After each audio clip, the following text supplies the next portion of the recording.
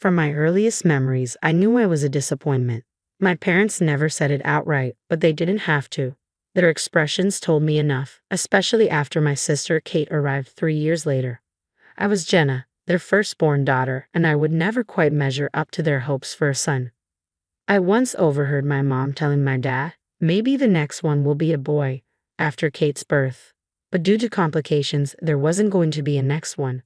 Their dream of having a son faded, and they shifted their hope toward the possibility of grandsons someday.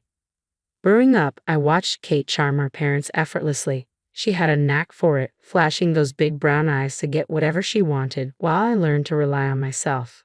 I knew I had everything I needed: clothes, food, a roof over my head, and an education.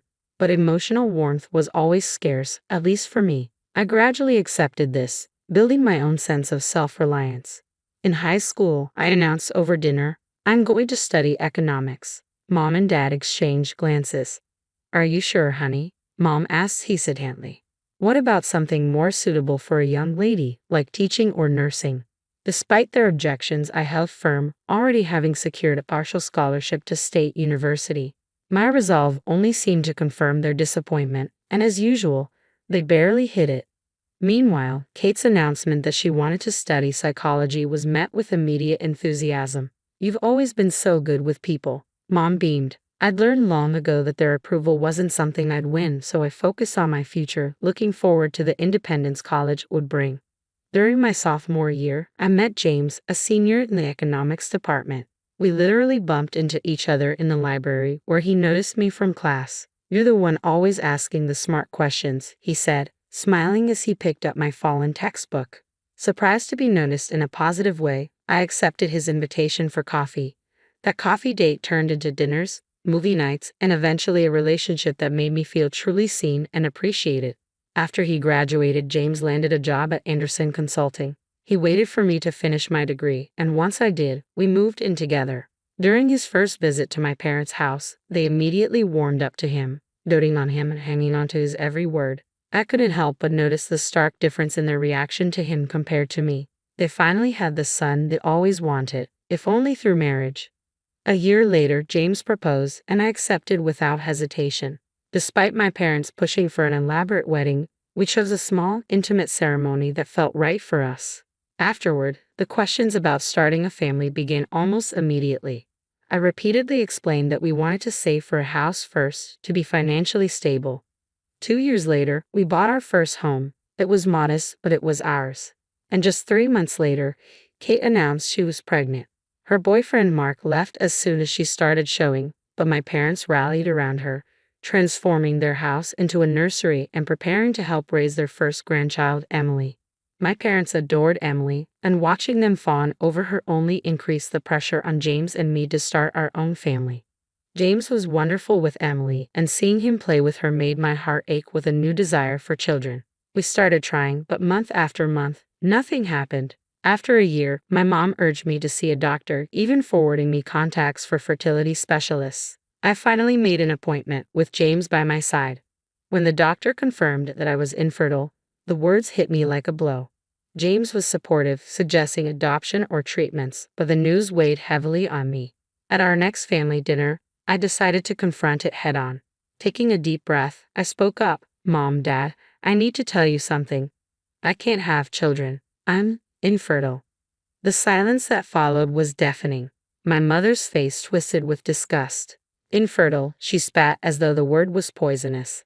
What kind of woman can't do the one thing she's meant to do? My father wouldn't even look at me. An empty vessel, he muttered. Just a barren flower. My sister Kate smirked, bouncing her daughter Emily on her knee. Guess we know who the real woman in the family is. Desperate, I looked at my husband James for support, but he just stared at his plate. Tears burned hotly in my eyes, and I pushed back from the table, running out of the house, ignoring their calls. After that night, I couldn't bring myself to go back, though James continued visiting. He'd come home full of stories.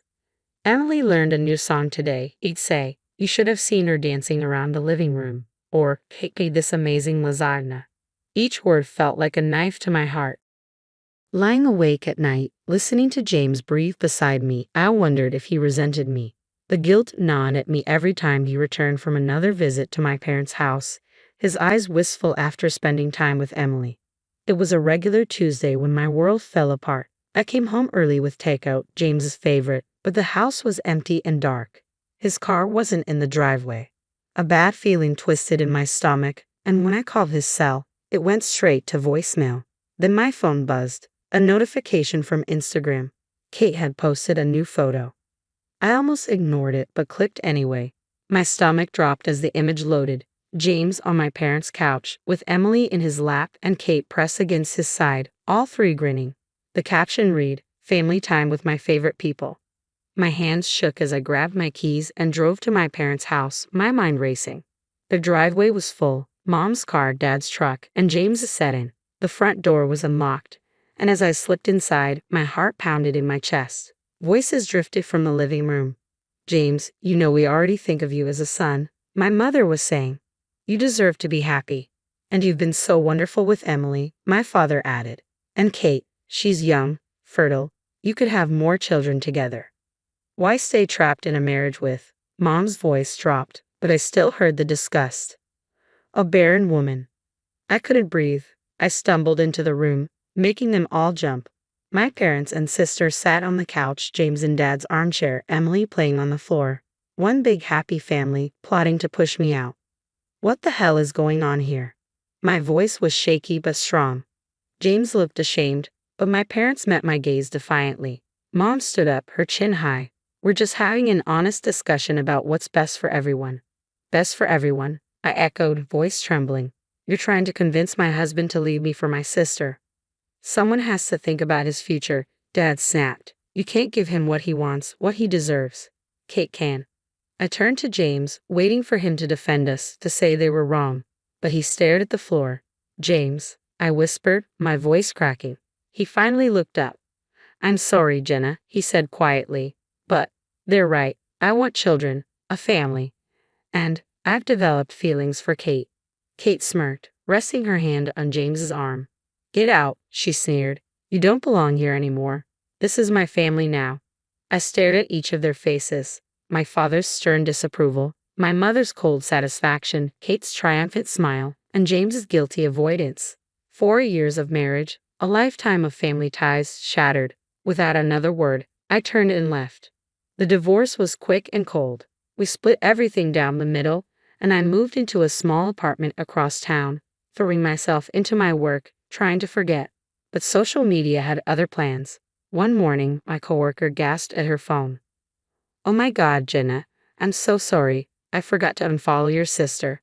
She tried to hide her screen, but I'd already seen it. Kate in a massive white dress, James in a tux, my parents beaming beside them.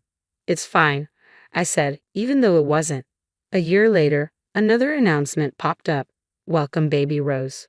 My replacement had provided the daughter they'd always wanted, giving James his perfect little family. I deleted all my social media accounts that day. Life, however, has a funny way of surprising you. I was grocery shopping one Saturday when my cart collided with someone else's. "I'm so sorry," a deep voice said. I looked up into the kindest brown eyes I'd ever seen. "I'm Michael," he introduced himself, helping me gather my items. "Can I buy you a coffee to apologize?" One coffee turned into dinner, then dating, and suddenly, I was falling in love again. This time, I was honest from the start. 6 months into our relationship, one quiet evening, I took a deep breath. "I need to tell you something." I had come to terms with the fact that I couldn't have children. I was infertile. When I told Michael, he took my hands, his eyes full of love. "Jenna, I love you. If we want kids someday, we'll adopt, or we won't. I just want you."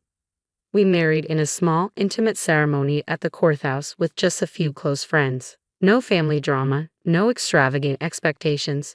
Just love. A year into our marriage, I began feeling strange, waking up nauseous and getting dizzy at odd times. Michael insisted I see a doctor. "Mrs. Chen," the doctor said, looking at my test results, "congratulations, you're pregnant." I stared at her. "That's impossible. I'm infertile. I have the tests to prove it." She smiled kindly. "The human body is mysterious. Sometimes, despite all odds, pregnancy happens, even in cases diagnosed as infertility. It's rare, but it happens." Michael and I cried together that night, tears of joy, disbelief, and hope. I kept the news from my family. They had lost the right to share in my happiness long ago. 9 months later, I held my son, a perfect 7 pounds, 6 ounces. We named him Alexander, defender of mankind. Looking at his tiny face, I felt nothing but pure love. No bitterness, no regret, no anger. Life settled into a beautiful rhythm. Alexander grew, and Michael was a perfect father. We rarely ate out, savoring family dinners at home. But one evening, when Michael got a promotion, we decided to celebrate at a downtown French restaurant, Lamb's Zone. That's when I saw her, Kate, my sister, in a corner booth, wrapped in the arms of a man who was definitely not her husband. She was caressing his hair, kissing him deeply, oblivious to the world around her. My hand shook as I discreetly snapped a few photos. "Jenna," Michael said, touching my arm, "you look pale. Are you okay?" I showed him the photos. "That's Kate with someone who isn't her husband." Michael's jaw tightened. He knew our history, how Kate and her husband James had hurt me deeply. "Are you going to send those to him?" he asked gently. I hovered over the send button. One click, and I could turn their world upside down just as they'd done to mine. But I finally saved the photos to a secure folder. No, I'm better than that. A year passed, and Alexander was blossoming with Michael's kind eyes and my stubborn chin. One day, while visiting a friend in my old neighborhood, we decided to take Alexander to a nearby park. As we rounded a corner, we ran into them, my parents, Kate, and James. They saw us, and their faces turned cold as if they wanted to pretend we were strangers. But then they noticed Alexander, who was babbling about the toy truck he'd brought to the park. Mom stopped dead in her tracks. Who is this?" she asked. "This is my son, Alexander," I replied calmly. Kate let out a laugh. "Oh, please, we all know you can't have children. What agency did you adopt him from?" I held her gaze, savoring the moment. "I gave birth to him 3 years ago. No adoption agency involved." "That's impossible," Mom sputtered. "The doctors were wrong," I said evenly. "Sometimes, rare as it is, things happen." My dad's eyes filled with emotion. "A grandson? We have a grandson." They moved toward Alexander, arms outstretched, but I stepped protectively in front of him. "No," I said firmly, "you don't get to claim him as your grandson. You threw me away. You lost that privilege." Kate's face turned red. She couldn't bear the shift in attention. "Get over yourself, Jenna," she snapped. "So, you managed to pop out one kid. Big deal. I still won. I have your husband, a real family, 2 beautiful daughters. Face it, you'll never be as good as me." My hand slipped to my phone. "Speaking of family, Kate, why don't you tell everyone about your friend from work?" James's face paled. "What is she talking about, Kate?" I pulled at the photos from the restaurant and held out my phone. "Here's your loving wife, dining with her friend. Most people don't kiss their friends like that." James' expression turned furious as he took the phone. My parents crowded around to see, their shock evident. "Who is he?" James demanded, his voice shaking. Kate stammered, He's just a friend." "Friends don't meet in dark corners and kiss like that," I observed coolly. "And they certainly don't have intimate dinners while their spouses are at home with the kids." The truth spilled out, and the scene devolved into chaos. Kate and James began shouting, my parents standing there in stunned silence. I took Alexander's hand. "Come on, sweetheart," I said softly. "Let's go home." We left them in the parking lot, their lives unraveling as my son chattered happily about the park. A month later, word reached me through the community grapevine. James had done his own tests after learning of Kate's infidelity. The results showed he was infertile, which meant Rose, the daughter Kate claimed as his, couldn't possibly be his. James left her, refusing to pay child support for either child. Kate moved back in with her parents, her life in ruins. They all tried to reach out to me, calls, emails, even showing up at our door. But I had moved on. "Please, Jenna," Mom begged through the door. "We made a terrible mistake. Let us be part of Alexander's life. He's our only grandson." "You should have thought of that before you called me an empty vessel," I replied. "Actions have consequences." Michael wrapped his arms around me later that night. "Family isn't about DNA," he said softly, watching Alexander play on the floor. "It's about love, respect, and loyalty. They showed you none of those things." He was right. My family was here, in this little home filled with laughter and joy, with my miracle son and my husband who loved me, whether I could have children or not. I had everything I needed. Sometimes the family you're born into is the family you're meant to have. Sometimes you have to build your own with people who choose you back. I chose Michael and he chose me. We chose Alexander and he chose us back with every smile, every word, and every step. That's what real family is. And I wouldn't trade it for anything.